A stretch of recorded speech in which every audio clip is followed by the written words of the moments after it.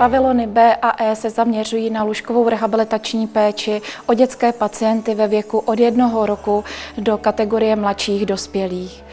Pobyty realizujeme formou samostatných nebo rooming in. Pavilon E má kapacitu 35 lůžek, pavilon B kapacitu 48 lůžek.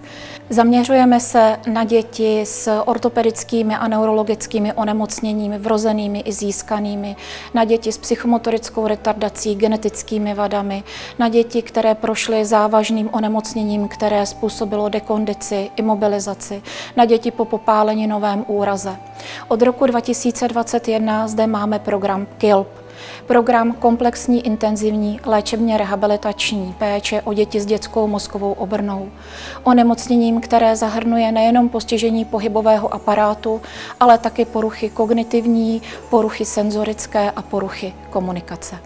Součástí rehabilitace je cvičení dětí na senzomotorickém chodníku, který je výborný v tom, že pomáhá dětem aktivizovat plosku, zároveň umožňuje napřímení trupu, stimuluje příčnou i podélnou klenbu a zároveň součástí tohoto koutku máme i rozvoj jemné motoriky pomocí herních prvků, které dětem umožní hravou formou zlepšit celkovou jejich hybnost. K nácviku vertikalizace u dětských pacientů používáme přístroj Prodrobot, který umožní dítěti se postavit na vlastní nohy a následně nacvičovat chůzi, které by za jiných okolností nebylo schopno. Prodrobot využíváme i u dětí, které by se jinak vertikalizovat také nebyly schopni. Zároveň robotickou rehabilitaci využíváme i u dětí v jiných terapeutických částech, jako je logopedie, ergoterapie a fyzioterapie.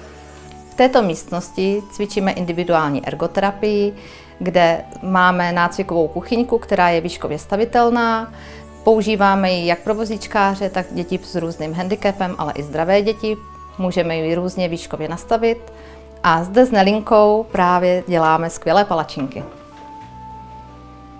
Snůzelen je kouzelná místnost, která na základě zážitku a prožitku pomáhá léčit duši a tělo člověka. Hypoterapie je léčba pomocí speciálně vycvičených koní, které jdou s pacientem krokem. Pomocí rytmicky opakujícího se pohybu hřbetu koně se u pacienta zlepší jeho pohybové dovednosti i psychika. Tak my jsme se synem Vilémem tady v léčebně v Košumberku poprvé. Docházíme tady na intenzivní rehabilitace, které v současné době potřebuje. Jsme tady se vším spokojení a i v těch chvílích, kdy nechodíme cvičit, tak je tady pro takhle malé děti dobrého vyžití v podobě školky nebo nějakých tvořivých dílniček. S Aneškou a Nadějí přijíždíme na opakované pobyty od roku 2020.